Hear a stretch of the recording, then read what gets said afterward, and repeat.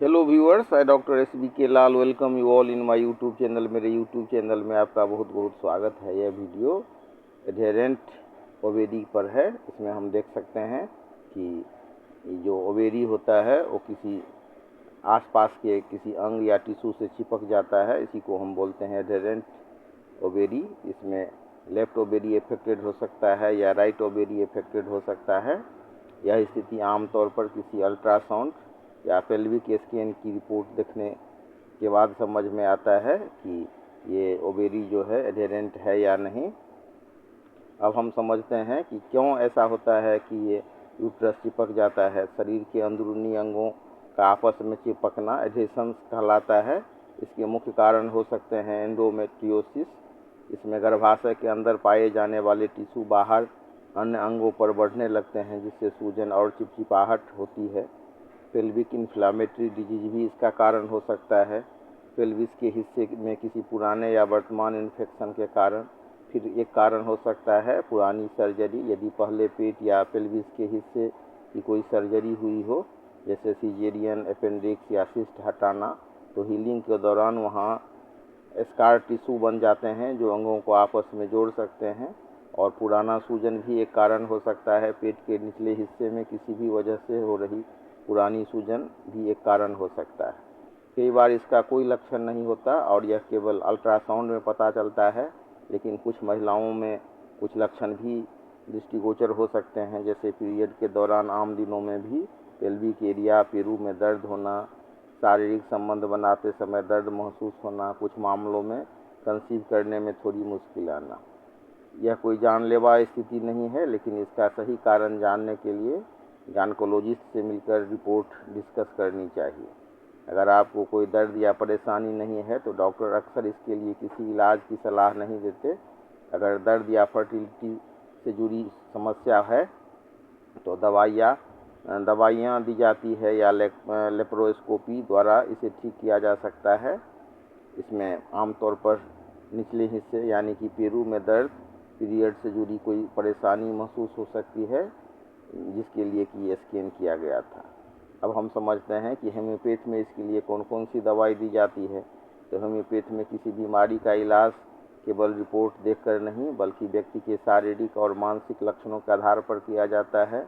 Ovary के चिपके होने या वहाँ स्कार टिश्यू को कम करने के लिए होम्योपैथी में कई दवाइयाँ उपलब्ध हैं। तो मतलब एडहेरेंट ओवेरी लेफ्ट में हो या राइट में, या फिर वहाँ पर एडहेशंस यानी कि सूजन हो या स्कार टिश्यू हो, तो उसको कम करने के लिए होम्योपैथी में कई प्रभावशाली औषधियाँ हैं। इसमें जो टॉप मेडिसिन है उसकी चर्चा कर रहे हैं। जैसे एक बहुत ही प्रचलित दवा है थूजा ऑक्सीडेंटलिस इसका पूरा नाम होता है और शॉर्ट में इसको थूजा बोलते हैं। यह शरीर में किसी भी अवांछित टिश्यू की ग्रोथ, सिस्ट या फाइब्रोसिस को रोकने और उसे घुलाने के लिए सबसे प्रमुख दवा मानी जाती है। बाईं तरफ की ओवेरी की समस्या में इसका विशेष प्रभाव देखा जाता है। फिर एक दवाई है लैकेसिस। यह दवा विशेष रूप से बाईं ओवरी की दिक्कतों के लिए बहुत प्रभावशाली है।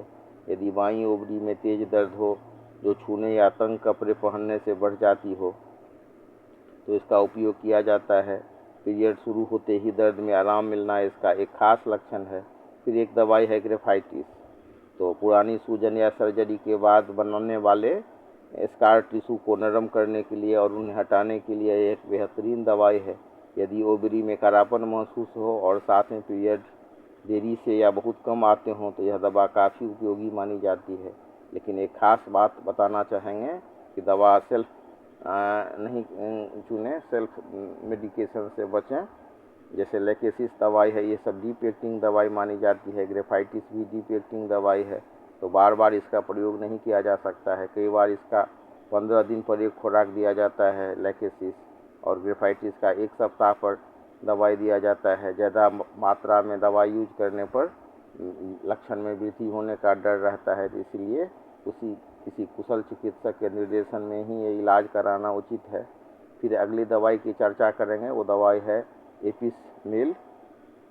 इसका लक्षण होता है कि यदि ओवरी में सूजन हो जिसके कारण वह आसपास के अंगों से चिपक रही हो और वहाँ डंक मारने जैसा या सुई चुभने जैसा तेज दर्द होता हो, जो ठंडी शिकायत से बेहतर महसूस हो तो यह दवाई दी जाती है एपिस मिल। फिर है मिल दवाई एक साइलेसिया। तो साइलेसिया को पूर्व में पेल्विक एरिया में कोई इन्फेक्शन पीआईडी हुआ हो जिसके कारण मवाद बना हो, या अंदरूनी घाव सूखने के बाद वहाँ स्कार टिश्यू बन गए हों, तो उन एडेशंस को दूर करने के लिए साइलेसिया का उपयोग किया जाता है।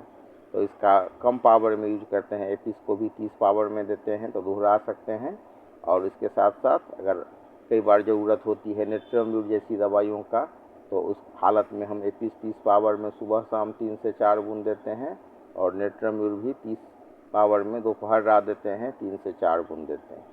और साइलेसिया के बारे में भी यह कहा जाता है कि साइलेसिया आप सीधे नहीं दीजिए, बल्कि उसको अगर कैलकेरिया फ्लोर के साथ देते हैं तो बहुत अधिक फायदा करता है। तो ऐसी कंडीशन में हम देते हैं साइलेसिया 30 पावर में सुबह शाम, और कैलकेरिया फ्लोर 200 पावर में दोपहर रात। लेकिन और दवाई का जो डोज होता है वो वही 3 से 4 बूंद। लेकिन मतलब कील कांटा ये सब चुभा हुआ हो तो साइलेसिया देना कई बार डेंजरस होता है। इसलिए मैं बार बार कहता हूँ कि योग्य चिकित्सक से परामर्श करके ही ये दवाई देना चाहिए। हेमियोपैथ में दवाओं की पोटेंसी और खुराक का निर्धारण इस बात पर निर्भर करता है कि समस्या कितनी पुरानी है। यदि शारीरिक अन्य लक्षण हो तो दवा शुरू करने से पहले योग्य हेमियोपैथिक डॉक्टर यानी कि फिजिशियन से व्यक्तिगत परामर्श लेना ज़्यादा उचित रहता है। इसके अलावा भी और दवाइयाँ हैं जैसे सीपिया, ऑरोम्यूर नाइट्राइट्रिस। अब हम उसके बारे में चर्चा कर रहे हैं कि सीपिया और ऑरोम्यूर नाइट्राइट्रिस इस स्थिति के लिए बेहद सटीक और गहरी पैठ रखने वाली दवाइयाँ हैं, डीप एक्टिंग दवाइयाँ हैं। पेल्विक एरिया और महिलाओं के रिप्रोडक्टिव सिस्टम पर इनका बहुत मजबूत प्रभाव होता है। तो अब हम चर्चा कर रहे हैं सीपिया का। तो महिला रोगों के लिए सीपिया होम्योपैथी की सबसे प्रमुख दवाओं में से एक है। जब गर्भाशय या ओवरी में लंबे समय तक रहने वाली सूजन के कारण अंग आपस में चिपकने लगते हैं तो सीपिया वहाँ के ब्लड सर्कुलेशन को ठीक करने के लिए और टिश्यू को सामान्य करने में मदद करती है। और अगर इसके लक्षण की बात करें तो इसका लक्षण होता है बियरिंग डाउन सेंसेशन। ऐसा महसूस होता है कि पेट के निचले हिस्से के सारे अंग नीचे की तरफ खिसक रहे हैं या बाहर निकल रहे हैं। इसके लिए मरीज अक्सर पैर पर पैर चढ़ाकर बैठना पसंद करती है। फिर एक लक्षण है सीपिया का उदासीनता। मानसिक स्तर पर महिला अपने काम, परिवार या उन लोगों के प्रति उदासीन महसूस करने लगती है जिससे वह बेहद प्यार करती है। फिर पीरियड्स में अनियमितता और कमर के निचले हिस्से में लगातार दर्द बना रहना भी इसका लक्षण है। अब चर्चा कर रहे हैं ऑरोम्यूर नाइट्राइट्रिस का, ऑरोम्यूर नेट्रोनेट्रम का। तो ये दवा विशेष रूप से महिलाओं के पेल्विक अंगों में होने वाली कठोरता, गांठ और टिश्यू के असामान्य रूप से बढ़ने की प्रवृत्ति को रोकने के लिए दी जाती है।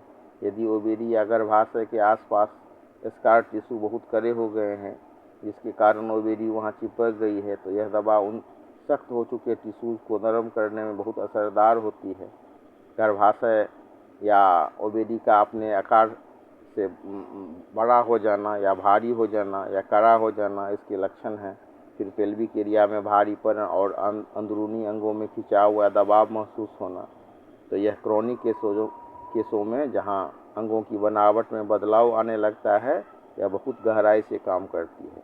तो 3x पावर में देते हैं, टेबलेट फॉर्म में भी आता है और लिक्विड में भी आता है। तो लिक्विड में देते हैं तो 3 से 4 बूंद देते हैं, और अगर मतलब टेबलेट टिट्रेशन पोटेंसी यानी कि 3x में है तो उसको 2 गोली 1 कप गर्म पानी में घोल करके देते हैं। दवाइयाँ और भी हो सकती हैं। वीडियो आपको कैसा लगा कमेंट सेक्शन में लिखें।